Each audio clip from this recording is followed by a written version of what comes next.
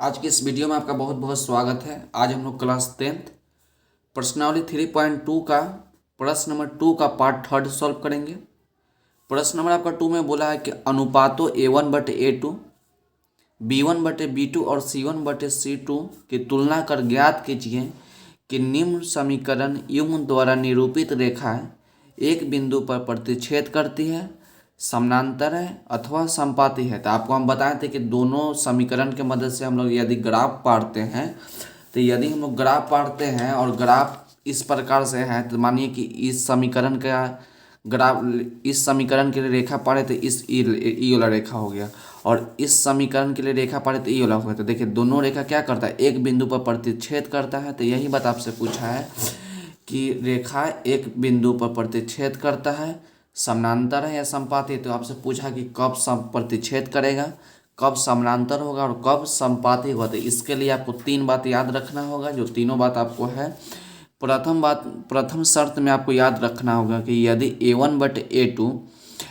A1/A2 बराबर नहीं होगा B1/B2 का, क्या इसको बोलेंगे, यदि A1/A2 बराबर नहीं होगा B1/B2 का, तो समीकरण युग्म द्वारा निरूपित रेखा क्या होगा, एक बिंदु पर प्रतिच्छेद करेगा।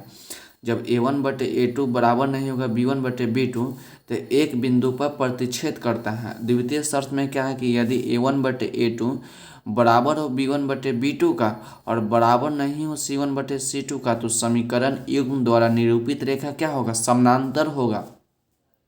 क्या होगा, जब ऐसा कंडीशन होगा, जब A1/A2 बराबर होगा B1/B2 का लेकिन बराबर नहीं होगा C1/C2 का, तो इस समीकरण से जो निरूपित रेखा होगा क्या होगा, समानांतर होगा। थर्ड पॉइंट में आपका है कि यदि A1/A2 बराबर होगा B1/B2 का, बराबर होगा C1/C2 का, तो समीकरण द्वारा निरूपित रेखा क्या होगा, संपाती होगा। तो चलिए इसमें हमको आपको क्या बोला है ना कि A1/A2, B1/B2 और C1/C2 की तुलना करके ज्ञात करना है कि प्रतिच्छेद होगा, समानांतर होगा या संपाती होगा। तो सबसे पहले हम क्या करते हैं कि हम लोग देख रहे हैं कि 6x आपका समीकरण दिया गया था, एगो के समीकरण 1 मान लेते हैं, 3y और प्लस में 10 = 0। तो इसको हम लोग समीकरण 1 लेट कर लेते हैं, और दूसरा आपका है 2x माइनस में y और प्लस में 9 = 0। तो इसको क्या करते हैं, समीकरण 2 लेट कर लेते हैं। हम लोग क्या देख रहे हैं, हम लोग देख रहे हैं कि x और y है, इसका भी पावर 1 और इसका भी पावर 1, और समीकरण 2 में देख रहे हैं तो x का भी पावर 1 और y का भी पावर 1। तो इसका कब होता है, जब इस प्रकार का फोटो आपका रैखिक समीकरण कहलाता है। तो रैखिक समीकरण का व्यापक रूप क्या होता है, रैखिक, आपको याद रख लेना है कि रैखिक समीकरण का व्यापक रूप आपका कुछ इस प्रकार से होता है। व्यापक रूप आपका होता है कि ax आप प्लस में by और प्लस में c = 0। आपको याद रखना है कि रैखिक समीकरण का व्यापक रूप ax + by + c = 0। तो देखिए a आपका क्या है, x का गुणांक है, b आपका y का गुणांक है, और c आपका क्या है, c आपका कांस्टेंट है। तो हम लोग लिखेंगे समीकरण 1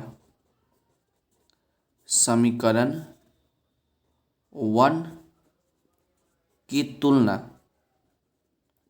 तुलना A1x + B1y प्लस C1 = 0 से, तथा समीकरण 2 की तुलना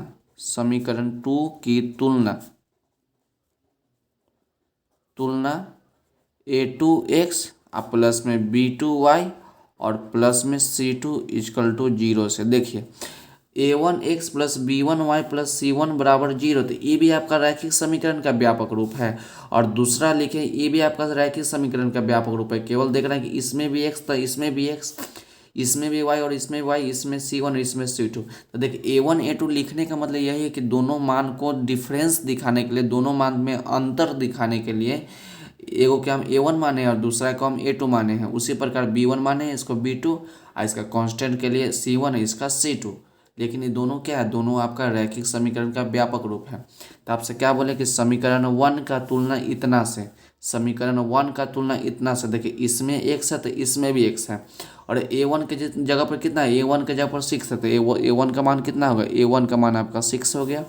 देखिए इसमें वाई इसमें भी वाई, तो b1 का जगह पर कितना है, b1 के जगह पर आपका -3, तो b1 का मान आपका -3 हो जाएगा। और देखिए c1 के जगह पर कितना है, c1 के जगह पर आपका +10 है, तो +10 लिखिए। उसके बाद हम लिखे कि समीकरण 2 की तुलना, समीकरण 2 की तुलना इतना से, तो देखिए एक से, तो एक, तो a2 के जगह पर कितना है, a2 के जगह पर 2 है, तो a2 के जगह पर आपका 2 हो जाएगा। b2 के जगह पर कितना है, तो देखिए b2 के जगह पर आपका y है, तो y का गुणांक ना होगा, y का क्या होगा, y का गुणांक। यहाँ पर देख रहा है कि इसमें भी y और इसमें भी y, तो b2 के जगह पर कुछ नहीं है, तो b2 के जगह पर कुछ नहीं, तो 1 से गुना करेंगे क्या होगा, 1 में y से गुना करेंगे तो y ये होगा, तो b2 के जगह पर आपका कितना हो जाएगा, -1 हो जाएगा। और c2 के जगह पर आपका 9 हो जाएगा। तब वो क्या क्या करना है, सबसे पहले आपका a1/a2 निकालना है, b1/b2 निकालना है, उसका बाद c1/c2 निकालना है। और उसके बाद हम लोग चेक करेंगे कि एक बिंदु पर प्रतिच्छेद करता है, समानांतर है या समपाती है। तो चलिए इसको हम लोग a1/a2 निकालते हैं, a1/a2, तो a1 का मान कितना है, a1 का मान आपका 6 और a2 का मान आपका 2। जब इसको 2 से 3 काटिएगा तो आपका 3 बार में कट जाएगा, तब तो a1/3/1, मतलब a1/a2 का मान कितना है, 3/1। उससे पर अगर b1/b2 निकालेंगे तो b1/b2, तो b1 का मान आपका b1/b2, ठीक है, तो b1 का मान आपका -3 है और b2 का मान आपका -1 है, तो माइनस से माइनस कट जाएगा, तो आपका 3/1। उसके बाद देखना है कि c1/c2 निकालिए, c1/c2, तो c1 का मान कितना है, c1 का मान आपका 10 और c2 का मान आपका 9। तो आप ध्यान से देखिए कि a1/a2 का मान और b1/b2 का मान क्या है, बराबर है, मतलब a1/a2 का मान और b1/b2 का मान आपस में क्या है, बराबर है, तो लिख लिए। और उसके बाद देख रहे हैं कि a1/a2 का मान b1/b2 का मान बराबर है, लेकिन आपका c1/c2 का मान बराबर नहीं है, c1/c2 का मान बराबर नहीं है, क्योंकि यहाँ 3/1, यहाँ भी 3/1 है, यहाँ पर 10/9, तो ये दोनों आपस में बराबर, लेकिन ये बराबर नहीं है। तो ऐसा जब फोटो होगा तो आपको क्या बताए थे कि जब a1/a2 बराबर हो b1/b2 का, लेकिन बराबर नहीं हो c1/c2 का, तो समीकरण युग्म द्वारा निरूपित रेखा क्या होगा, समानांतर होगा। तीनों बात आपको याद रखना होगा। तो हम लिख देंगे, तो समीकरण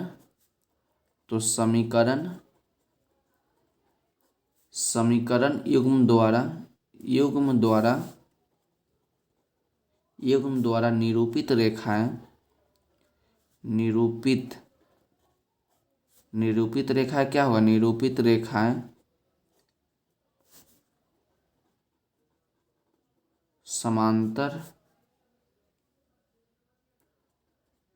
होगी। तो यहीं पर आपका सवाल क्या होता है, समाप्त होता है। बहुत ही ये सवाल आपको केवल ये 3 बात आपको याद रखना है, कि तीनों बात आपको हम फिर से बताते हैं कि तीनों बात आपको ध्यान से देख लीजिए। तीनों बात आपको ध्यान से याद रखना होगा। जब a1/a2 बराबर नहीं है b1/b2 का, तो यह जो है एक बिंदु पर प्रतिच्छेद करेगा।